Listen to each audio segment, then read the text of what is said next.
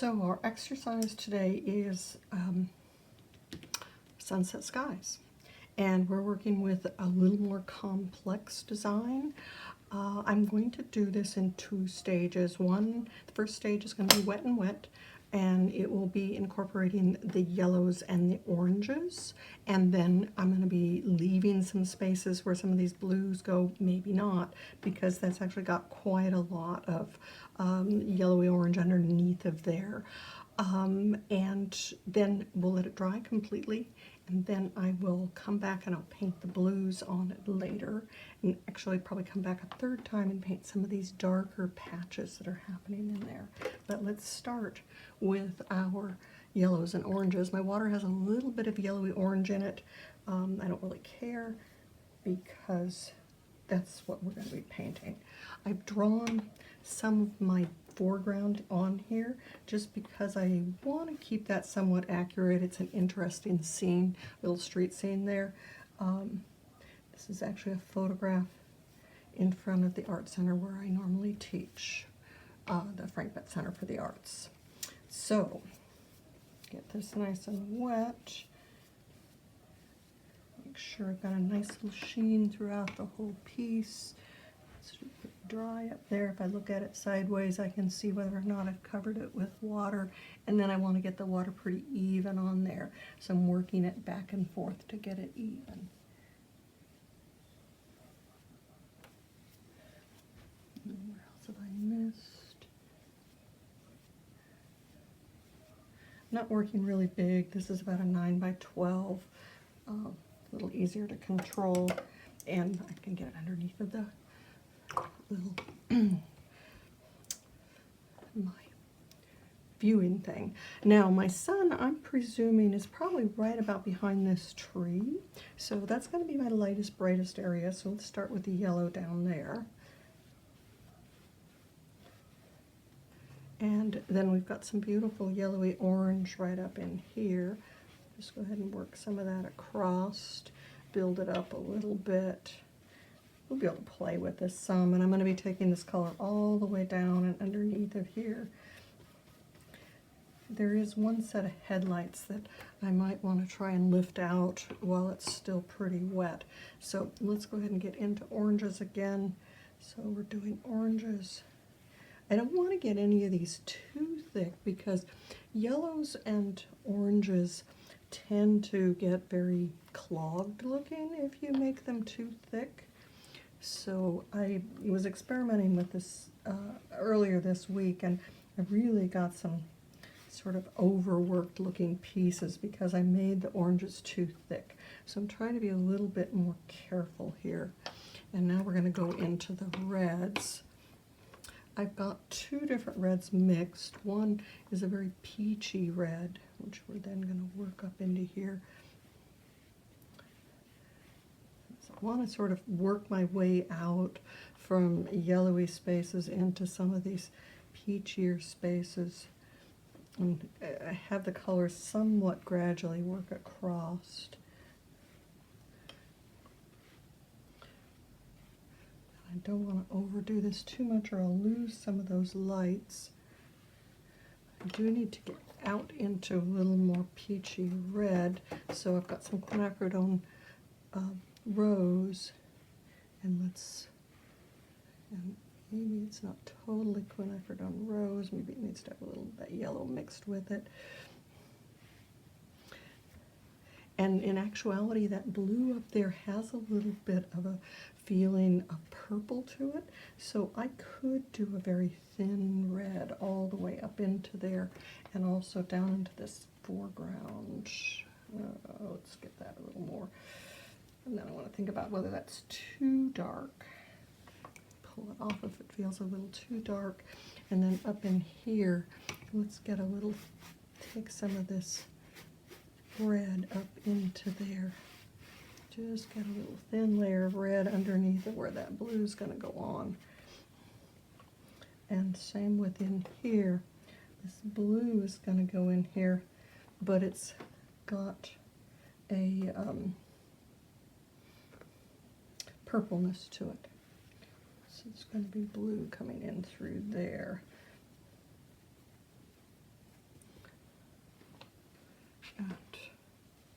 Let's just lift a little bit more of this off of here because I don't want it too, but I do like, this is going to be a combination.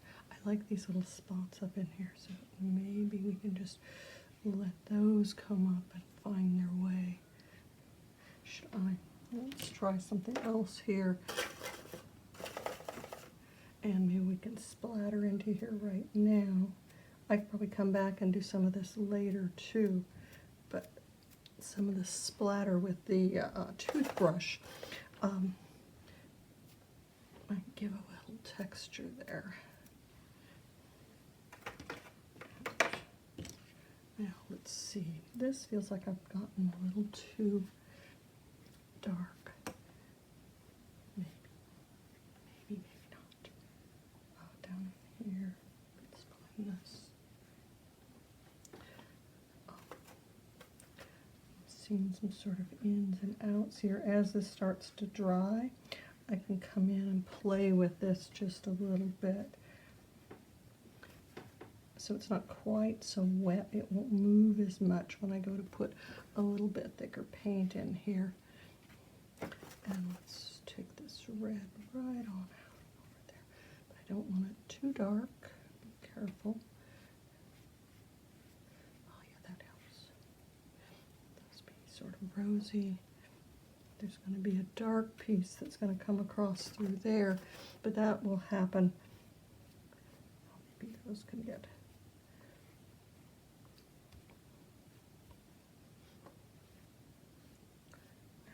Shouldn't be too light off of this edge here. The lightness should be right in there. So let me darken this a little bit over in here.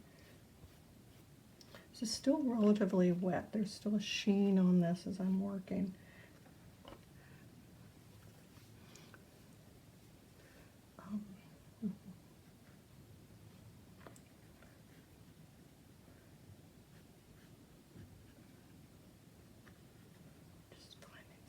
Bits and pieces in here. Okay.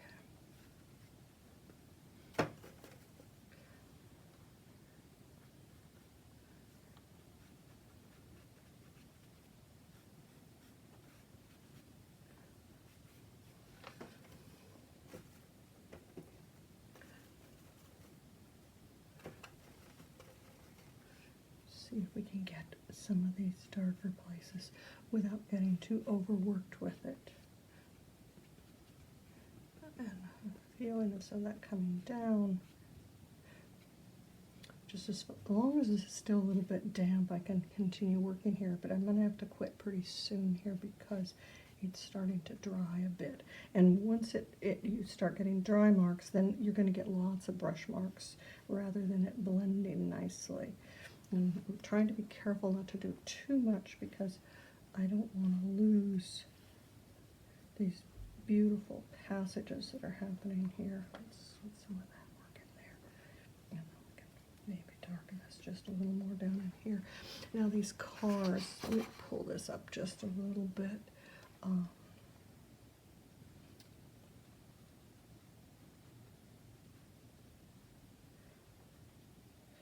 They're going to have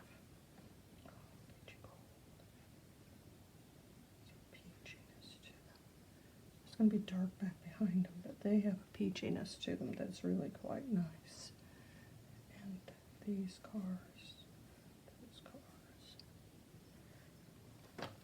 and this car right here on this side of it, these little cars, maybe some there. Okay. Oh, and then there's this reflection that comes down and off of these headlights here. Let's let that come down into there. And I'm going to just, some of that I'm going to lift and let, a lot of that's going to get darker. And then those headlights, let me see if I can do this. What I really need is a Q-tip, and I don't have one here right now, and if I go to get one, it'll be dry before I get back. Well, I think I'm going to do it. I'm going to do it good. And then those headlights. It's okay if it's a little bit bigger because I can paint back up to there. It's just that I don't want to lose. There, that's that. And these guys here should have their headlights on even if they don't, so let's just give them headlights even though the photograph they don't have their headlights on. These guys are going to have red lights back here. And let's just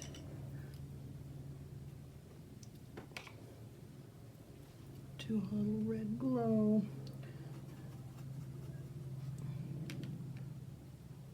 This guy here would have red lights. Let's go orange.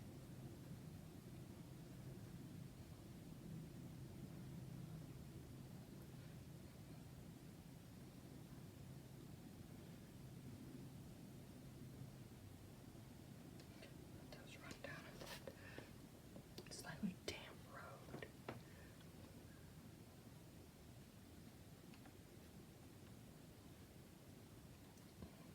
It's between the headlights.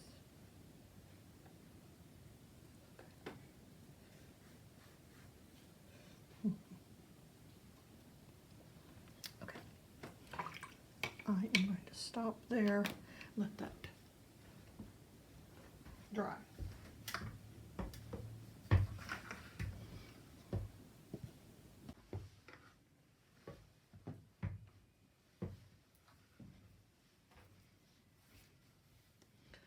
So I've completely dried my first layer here that had red and orange and yellow on it, and I'm now going to be ready to start putting the blues in.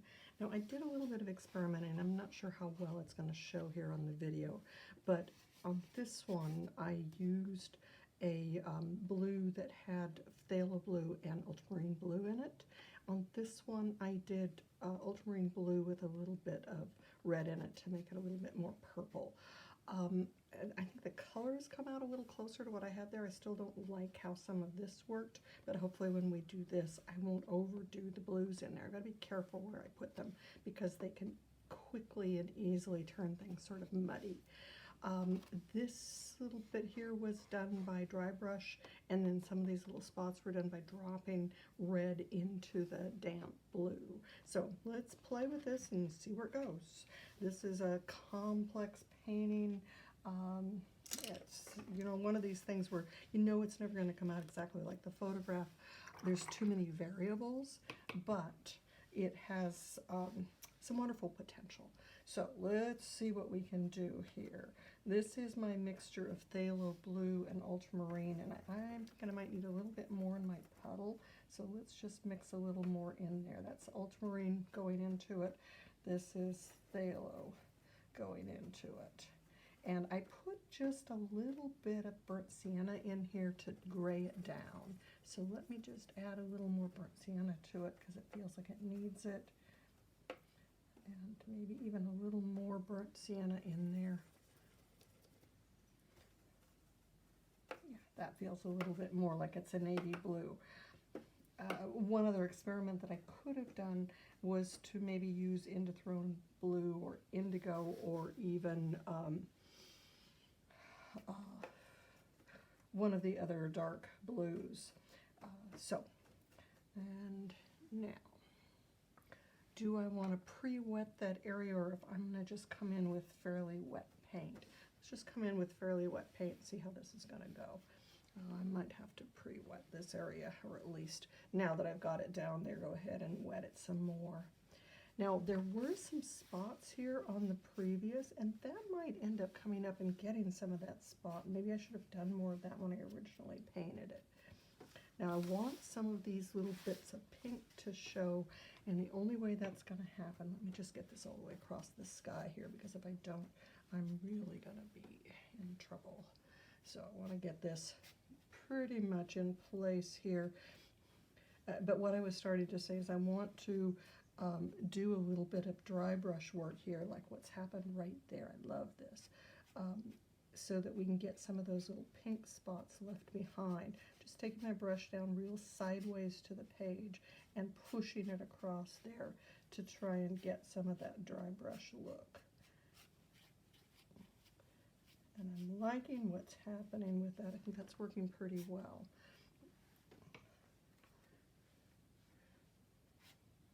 And there's some more of it here at the end. Whoops, that's a little strong there.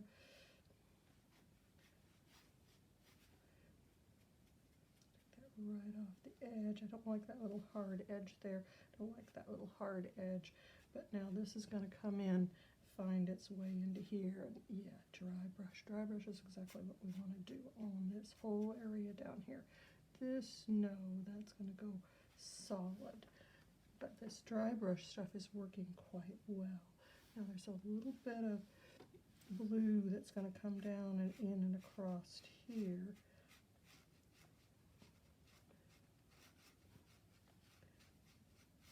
And that dry brush is working well. Now this should go a little bit darker up there, so let me go ahead and feed a little bit more paint into that area.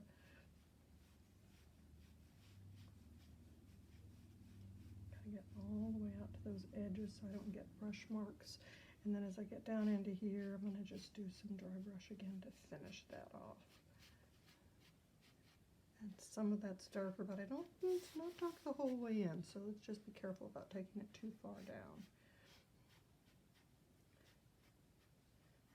Yeah, that's starting to look good.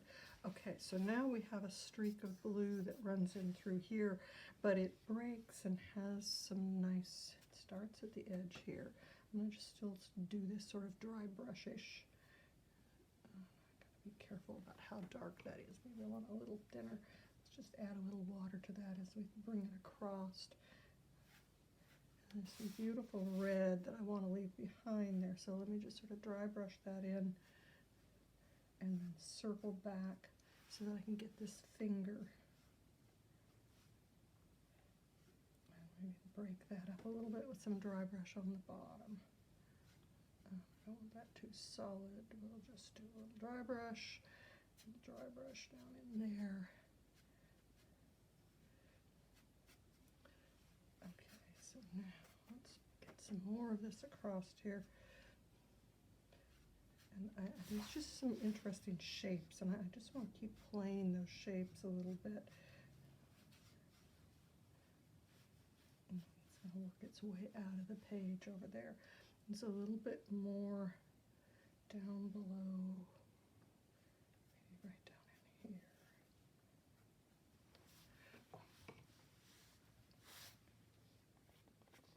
I want to be careful about overdoing this because I think it can get into too much if I'm not careful. Let's just get that edge. And now maybe we can come in, since blue and red work okay together as purple, I might be able to come in with a fairly reddish orange on the top of this. Maybe that's a little too thick. Let's just thin it down a little bit with my brush, without adding a lot of water. Mostly just want to take some of that off. Let that play up there a little further. That's nice, okay. And now let's also try splattering sponging. Let's see, sponging worked fairly well. Let's just drop a little bit of this red up into here to make some of that sort of broken cloud stuff that's happening up there. This is going to push the paint away a little bit, and hopefully, got to be careful about having it. Now, when I experimented with this before, I've got to be careful because it's going to tend to want to. Do I want to come in with a little dark blue? Yeah, let's just drop a little of that blue back in there. It's going to tend to want to push it away and leave white spots behind if I'm not careful. And so I'm just trying to add a little more blue back into there so that it doesn't do that. And I'll come back in with this purple. Magenta might have been a color I could have used. Okay, I think I need to stop with that. Now, maybe we could have a little more of this reddish orange come in and enrich in this area here.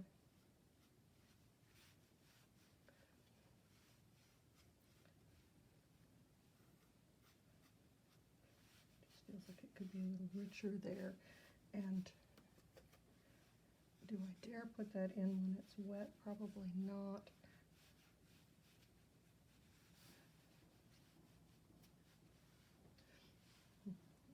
Down in here, now that this is dried some, you can pick up the edges of this, maybe even put some paint over the top of that. Let's go back into a little orangish red here.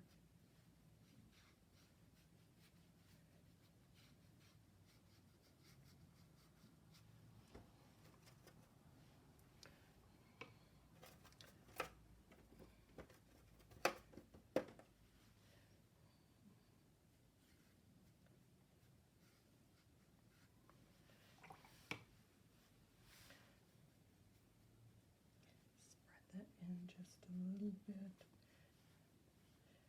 It's going to make this a little more like dark areas through there. And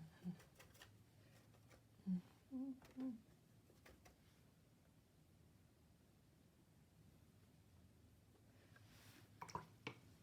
there'll be some dark edges on there. Just have to be careful to keep this from looking overworked.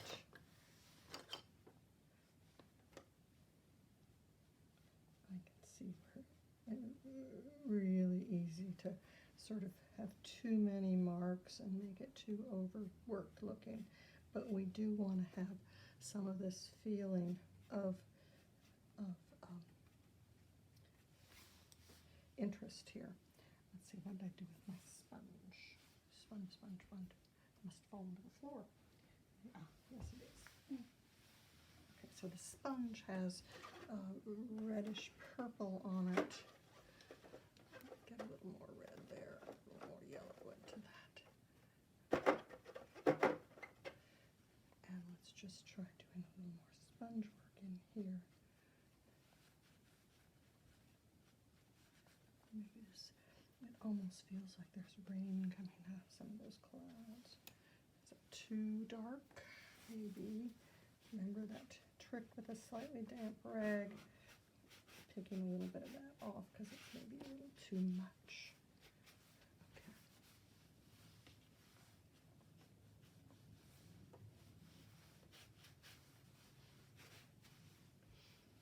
Okay. Do we do any more down in here? Yeah, this feels like not this dark though. I need to be a little bit lighter.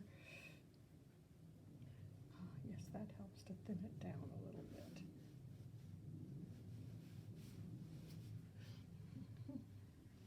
And speaking of thinning it down a little bit, let's just bring a little bit of that purple into here. And then keep these from being too light over here.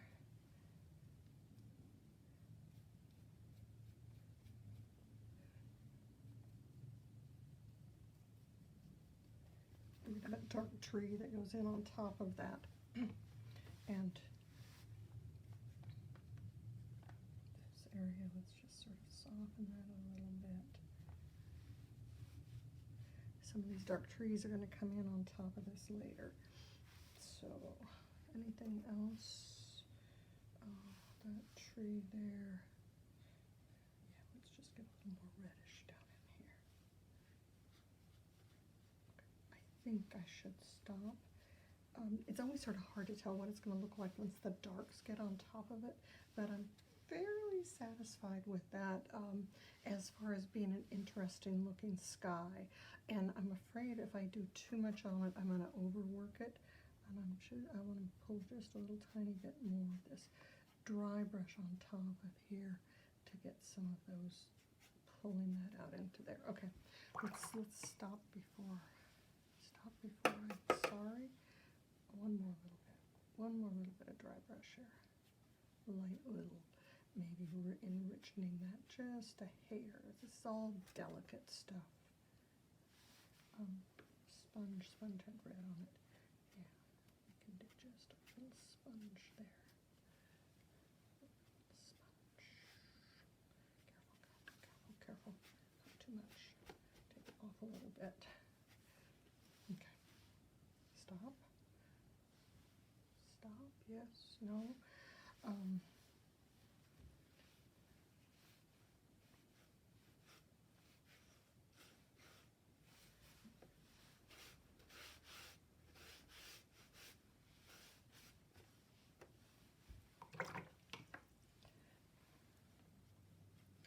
damp brush here, just lifting a little bit of that back off because that got a bit darker than what I wanted. There, okay.